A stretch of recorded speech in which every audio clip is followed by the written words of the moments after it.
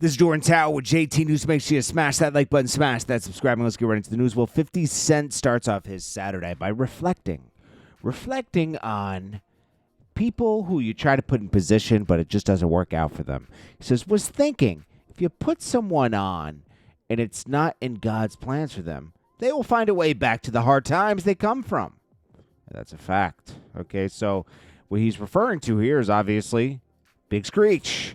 Okay, this guy, let's pass Rick Ross for a second. This guy, Big Screech, you try to get him, a deal where his story's being told, and you put his son in position to play him, and you make it a hit show.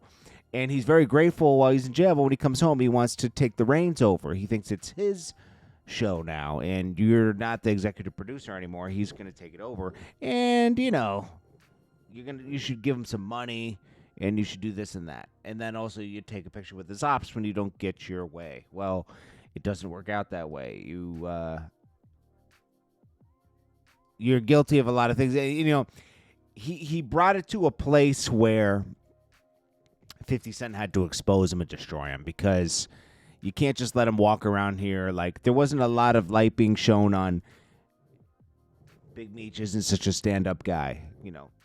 Just think his brother didn't never hit him up when he came home.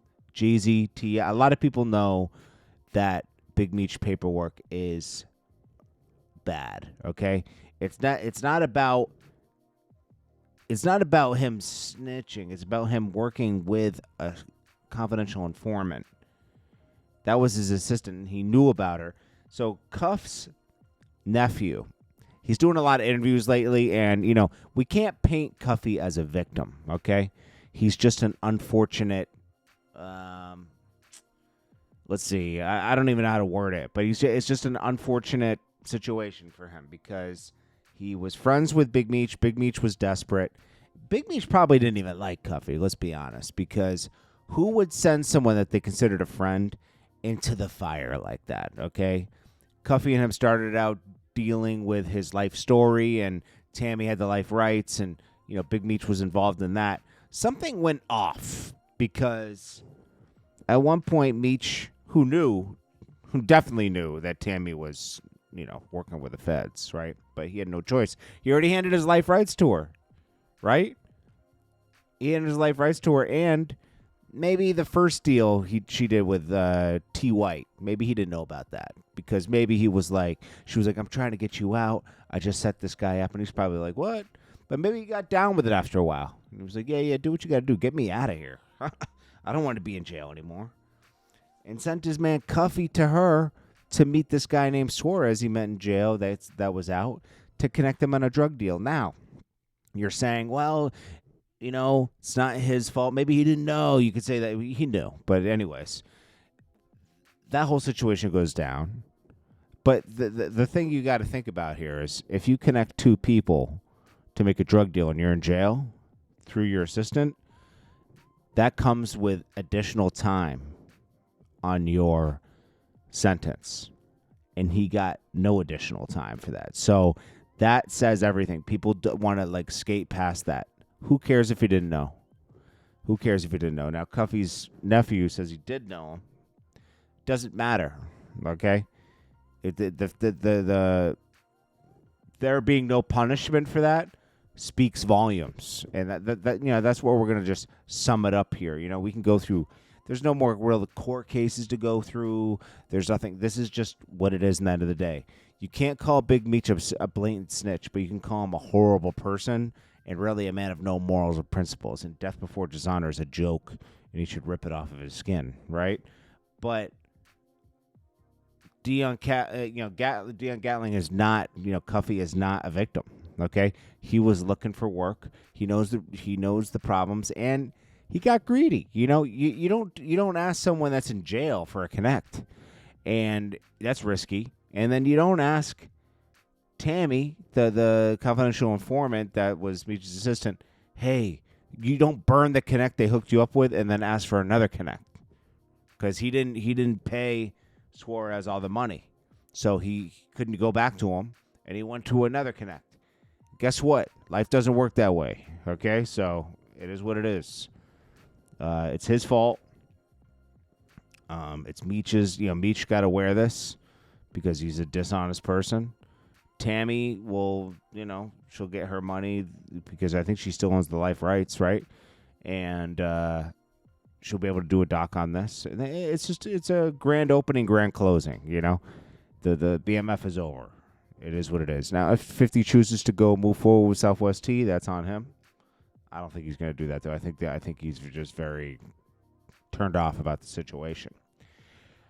And Rick Ross, he's a foul person for if he had any respect for Meech, which he made a lot of money off that Big Meech song. And that's why people become big.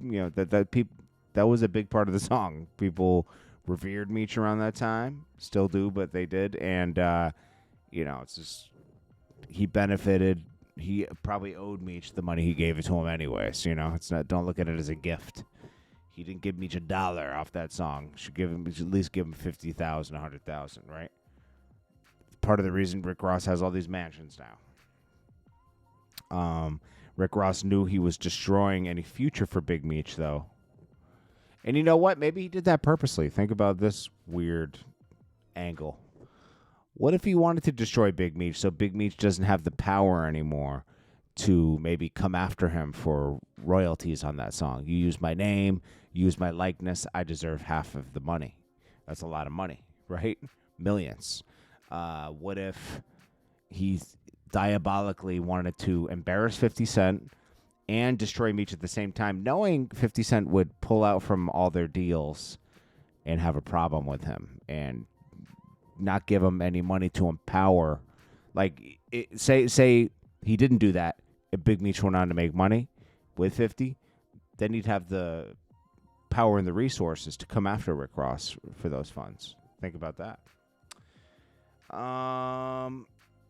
Future dropped a new song in video. It's dope. Gordo says everything will come to the light soon with the Drake lawsuits with UMG. Says we're not accepting any apologies. Gordo is DJ Carnish, just so you know. It's just he changed his name. And then Drake reaches a settlement with iHeartMedia. And they're both happy. Both parties are happy. Kanye fans say that he's the fourth rapper in 2025 to reach 1 billion streams. He says, keep faking my streams. And then Rick Ross is trying to push Nino. Was it Nino Breeze? Yeah. He's a good artist, but let's just be honest.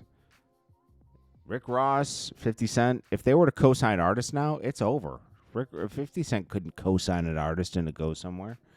He'd have a better chance than Rick Ross, though, but still, nobody's looking at them like, yo, he's putting on. Nah, it's not the same. They don't have the same power as before, So Rick Ross, Nino Breeze, you should move on. You're wasting your time with Rick Ross and his broken arm. It's not a good look. Anyways, appreciate you guys. I'll check you guys in the next video. Smash that like button for me. Peace.